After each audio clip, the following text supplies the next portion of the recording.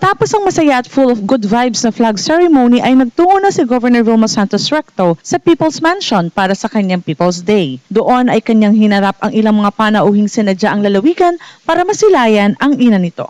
Naging panauhin ng gobernadora ang 2013 Senior Grand Champion Performer of the World ng World Championship of Performing Arts na si Beverly Caymen ng Santo Tomas, Batangas. Naroon din ang Showtime semi-finalist na Dynamic Movers mula sa Malvar, Batangas kasama si Vice Mayor Tita Reyes at ilang miyembro rin ng Bureau of Jail and Penology ng Region 4B na pinangunahan ni Jail Senior Superintendent Linda Mingawa.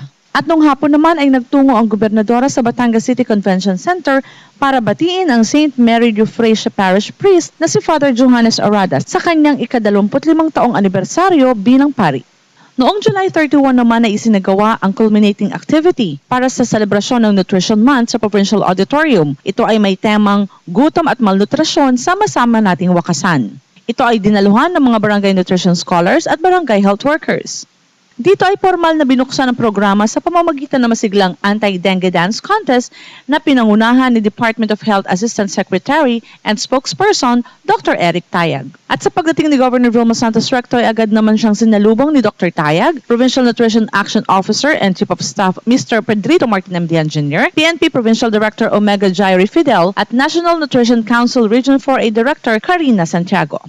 Nagbigay ng kanyang opening remarks si Sir Jun Dihan. Nagkaroon din ng presentation ang mga A1 children mula sa iba't ibang bayan ng lalawigan. Sinundan ito ng talumpati ni Governor V tungkol sa kahalagahan ng nutrisyon sa katawan. Pag malusog ang mamamayan, magiging malusog ang komunidad.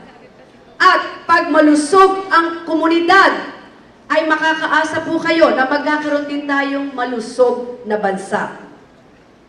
At higit sa lahat, ang mga malusog na bata ay magkakaroon ng malusog na kinabukasan.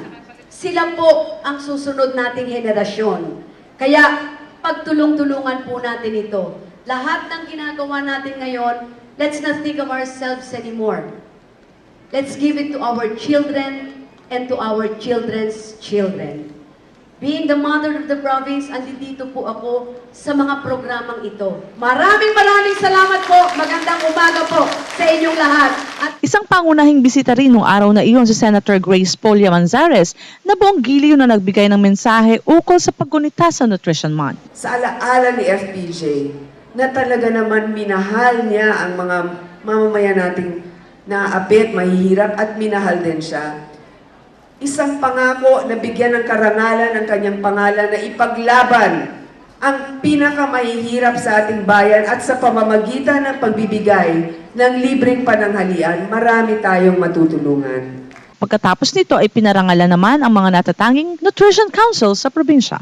Binigyan din ng pagkakataon si Asek Tayag para ibahagi ang kanyang adhikain sa pangangalaga ng kalusugan ng mamamayan. Hindi rin naman nawala ang kanyang signature dance kung saan nakasama niyang umindak si Governor V at lahat ng dumalo sa pagdiriwang. Kasabay din idinaos nung araw na iyon ang Grand Finals ng Vegetable Cooking Contest at dito'y pinamalas ng mga kalahok ang kanilang kagalingan sa pagluluto ng gulay. Namahagi din naman ng NutriPack si Governor V sa mga magulang at mga batang beneficiaries ng feeding program. Dito rin ay ibinigay ang ilang Nutri-Scale at Nutri-Assistance sa mga kooperatiba. At huling bahagi ng pagdiriwang ay sama-samang pinasinayaan ni na Governor Vilma Santos Recto, Asek Tayag at Mr. Jun Dihan ang Breastfeeding Center para sa mga inang empleyado ng Kapitolyo. August 2, 2013. Bago matapos ang linggo ay nagkaroon din ng courtesy call kay Governor Vilma Santos Recto, si General Jesus Gatchalian na appointed officer in charge ng Calabar Zone Regional Police. Kasama din niyang dumalaw sa gobernadora ang dating Batangas PNP Provincial Director, Attorney Rosauro Asio, at ilan pang mga opisyales mula sa lalawigan ng Batangas at PNP Region 4A.